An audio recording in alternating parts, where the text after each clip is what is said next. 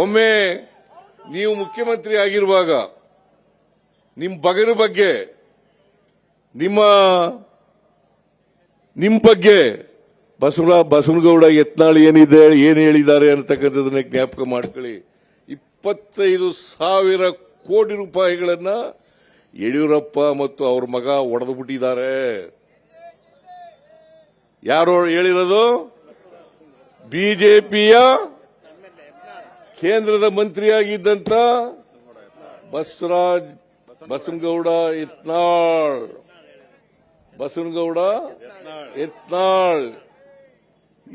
ಇದನ್ನ ನಂಬ್ಕೋಬಹುದಲ್ವಾ?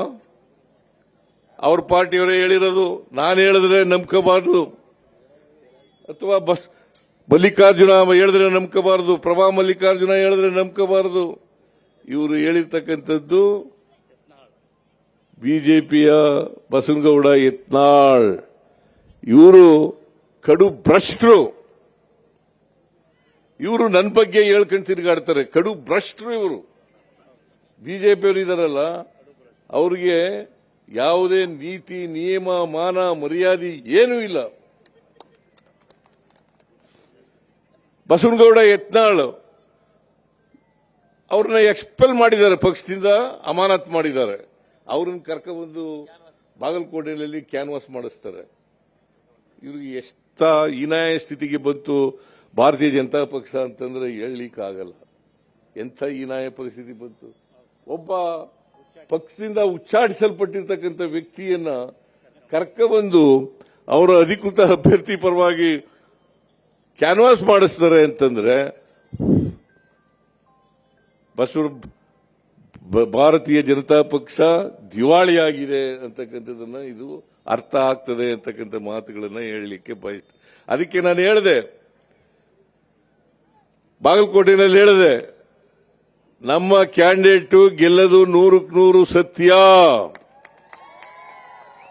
ಪೂರ್ವದಲ್ಲಿ ಸೂರ್ಯ ಹುಟ್ಟದು ಎಷ್ಟು ಸತ್ಯನೋ ಅಷ್ಟೇ ಸತ್ಯ ನಮ್ಮ ಕ್ಯಾಂಡಿಡೇಟ್ ಗೆಲ್ತಾರೆ ಅಂತಕ್ಕಂಥದ್ದು ಸತ್ಯ. ಇಲ್ಲೂ ಕೂಡ ದಾವಣಗೆರೆಯಲ್ಲಿ ಪೂರ್ವದಲ್ಲಿ ಸೂರ್ಯ ಹುಟ್ಟದು ಎಷ್ಟು ಸತ್ಯನೋ ಅಷ್ಟೇ ಸತ್ಯ ಗೆಲ್ಲದು, ಸಮರ್ಥ ಗೆಲ್ಲತಕ್ಕಂಥದ್ದು ಅಷ್ಟೇ ಸತ್ಯ. ಆದ್ರಿಂದ ಎರಡೂ ಕಡೆ ಎರಡು ಉಪಚುನಾವಣೆಗಳು ನಡೀತಾ ಇದ್ದಾವೆ. ಒಂದು ದಾವಣಗೆರೆಯಲ್ಲಿ ಶ್ಯಾಮನೂರು ಶಿವಶಂಕರಪ್ಪನವರು ನಿಧನರಾದ್ರಿಂದ, ಇನ್ನೊಂದು ಬಾಗಲಕೋಟೆಯಲ್ಲಿ HY ಮೇಟಿಯವರು ನಿಧನರಾದ್ರಿಂದ. ಇಬ್ರು ಒಳ್ಳೆ ವ್ಯಕ್ತಿಗಳು, ಪ್ರಾಮಾಣಿಕ ವ್ಯಕ್ತಿಗಳು, ಜನಪರವಾದಂಥ ವ್ಯಕ್ತಿಗಳು. ಅವರಿಬ್ರು ಕಾಲದಿಂದ ಈ ಚುನಾವಣೆಗಳು ನಡೀತಾ ಇದ್ದಾವೆ. ಈ ಎರಡೂ ಉಪಚುನಾವಣೆಗಳಲ್ಲಿ ನಾವೇ ಗೆಲ್ತೀವಿ. ಇವತ್ತು ಏನಾದರೂ ಕಾಂಗ್ರೆಸ್ ಪಕ್ಷ ನುಡಿದಂತೆ ನಡೆದಂತ ಪಕ್ಷ ಇದ್ರೆ ಅದು ಕಾಂಗ್ರೆಸ್ ಪಕ್ಷ. ಇಡೀ ದೇಶದಲ್ಲಿ ನುಡಿದಂತೆ ನಡೆದಂತ ಪಕ್ಷ ಇದ್ರೆ ಕಾಂಗ್ರೆಸ್ ಪಕ್ಷ. ಯಾಕೆ ಈ ಮಾತುಗಳನ್ನು ಹೇಳ್ತಾ ಇದ್ದೀನಿ ಅಂತಂದ್ರೆ, ನಾನು 2013ರಲ್ಲಿ ಮುಖ್ಯಮಂತ್ರಿ ಆದೆ. ಆ ಸಂದರ್ಭದಲ್ಲಿ ಪಕ್ಷದ ಪ್ರಣಾಳಿಕೆ ಮೂಲಕ 165 ಭರವಸೆಗಳನ್ನು ಕೊಟ್ಟಿದ್ದು. 165 ಭರವಸೆಗಳನ್ನು ಕೊಟ್ಟಿದ್ದು. ಆ ಭರವಸೆಗಳಲ್ಲಿ 158 ಭರವಸೆಗಳನ್ನು ಈಡೇರಿಸಿತು. ಇದ್ರ ಜೊತೆಗೆ 30 ಅಡಿಷನಲ್ ಆಗಿ ಕಾರ್ಯಕ್ರಮಗಳನ್ನು ಕೊಟ್ಟು, ಪೈಲಟ್ ಪ್ರೋಗ್ರಾಂಗಳಿಗೆ 30 ಕಾರ್ಯಕ್ರಮಗಳನ್ನು ಕೊಟ್ಟು. ಆದರೆ ಬಿಜೆಪಿಯವರು 2018ರಲ್ಲಿ 600 ಭರವಸೆಗಳನ್ನು ಕೊಟ್ಟಿದ್ರು. 600 ಭರವಸೆಗಳನ್ನು ಕೊಟ್ಟಿದ್ರು. ಅದರಲ್ಲಿ ಅವರು ಈಡೇರಿಸಿದ್ದು 4 ವರ್ಷದಲ್ಲಿ ಬರೀ 10% ಮಾತ್ರ. 10% ಮಾತ್ರ. ನುಡಿದಂತೆ ನಡೆದಿದ್ದಾರ ಬಿಜೆಪಿಯವರು? ಮತ್ತೆ ಅವ್ರಿಗೆ ವೋಟ್ ಕೊಡಬೇಕಾ? ಇದ್ರ ಜೊತೆಗೆ 2023ರಲ್ಲಿ ನಾವು 592 ಭರವಸೆಗಳನ್ನು ಕೊಟ್ಟಿದ್ದು. ಈಗಾಗಲೇ ಇದರಲ್ಲಿ ಸುಮಾರು 300 ಭರವಸೆಗಳನ್ನು ಈಡೇರಿಸಿದ್ದೀವಿ.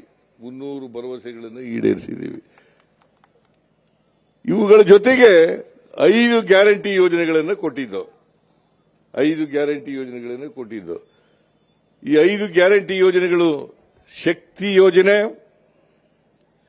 ಗೃಹ ಜ್ಯೋತಿ ಯೋಜನೆ, ಗೃಹಲಕ್ಷ್ಮಿ ಯೋಜನೆ, ಅನ್ನಭಾಗ್ಯ ಯೋಜನೆ, ಯುವ ನಿಧಿ ಯೋಜನೆ. ಇವು ಜಾರಿಯಾಗಿದ್ದವೋ ಇಲ್ಲ? ಜಾರಿಯಾಗಿದ್ದವೋ ಇಲ್ಲ? ಹೇಳ್ರಿ, ಸುಮ್ಮನೆ ಕೂತಿದ್ದೀರಲ್ಲ. ಶಕ್ತಿ ಯೋಜನೆ ನಾವು ಅಧಿಕಾರಕ್ಕೆ ಬಂದದ್ದು ಮೇ 20ನೇ ತಾರೀಕು 1923. ಜೂನ್ 11ನೇ ತಾರೀಕಿಗೆ ಒಂದು ತಿಂಗಳು ಒಳಗಡೆ ಶಕ್ತಿ ಯೋಜನೆಯನ್ನ ಜಾರಿ ಕೊಟ್ಟು, ಶಕ್ತಿ ಯೋಜನೆ ಜಾರಿ ಕೊಟ್ಟಿದ್ದೀವಿ. ನೀವೆಲ್ಲರೂ ಕೂಡ ಹೆಣ್ಮಕ್ಳು ಇಲ್ಲಿ ಇದ್ದೀರಿ.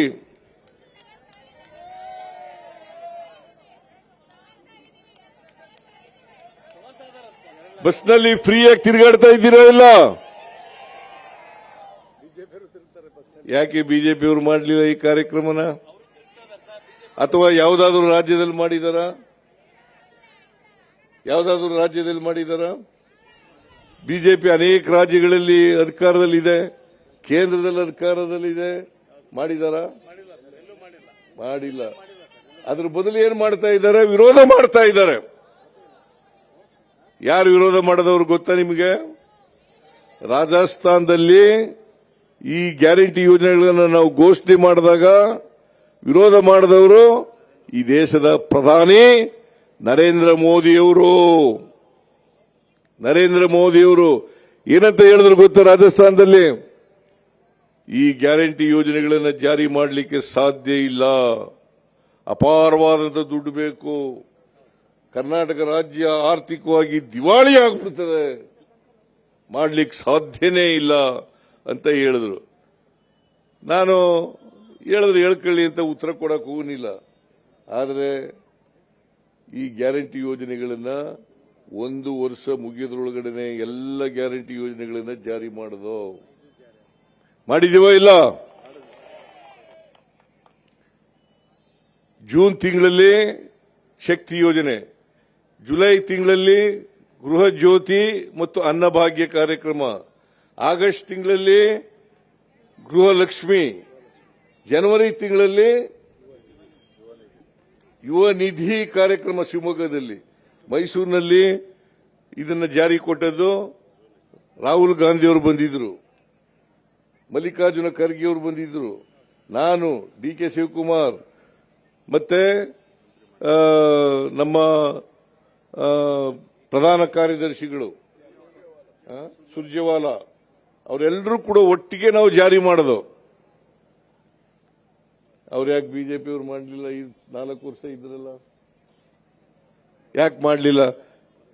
ಮತ್ತೆ ಈ ಕಾರ್ಯಕ್ರಮಗಳಲ್ಲಿ ಮಧ್ಯವರ್ತಿಗಳಿಲ್ಲ, ನೇರವಾಗಿ ಫಲಾನುಭವಿಗಳ ಅಕೌಂಟ್ಗಳಿಗೆ ದುಡ್ಡನ್ನ ಕಳಿಸ್ತಕ್ಕಂಥದ್ದು. ನೀವು ಯಾರಾದರೂ ಲಂಚ ಕೊಡ್ತೀರಾ?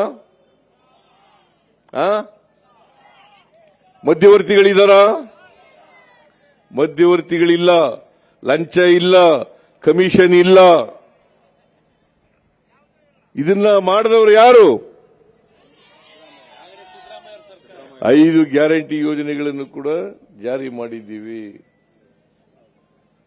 ನಿರ್ಭೀತ, ನಿಷ್ಪಕ್ಷಪಾತ, ವಿಶ್ವಾಸಾರ್ಹ ಸುದ್ದಿಗಳಿಗೆ ಮತ್ತೊಂದು ಹೆಸರಾಗಿರೋ ನ್ಯೂಸ್ 18 ಕನ್ನಡ ಈಗ ಆಪ್ನಲ್ಲೂ ಲಭ್ಯ ಇದೆ. ದಯವಿಟ್ಟು ಇಲ್ಲಿರೋ QR ಕೋಡ್ ಅನ್ನು ಸ್ಕ್ಯಾನ್ ಮಾಡಿಕೊಂಡು ಆಪ್ ಡೌನ್ಲೋಡ್ ಮಾಡೋದಕ್ಕೆ ಮರಿಬೇಡಿ. ನಿಮ್ಮ ಬೆಂಬಲ ಹೀಗೆ ಸದಾ ನಮ್ಮೊಂದಿಗಿರಲಿ. ಧನ್ಯವಾದ.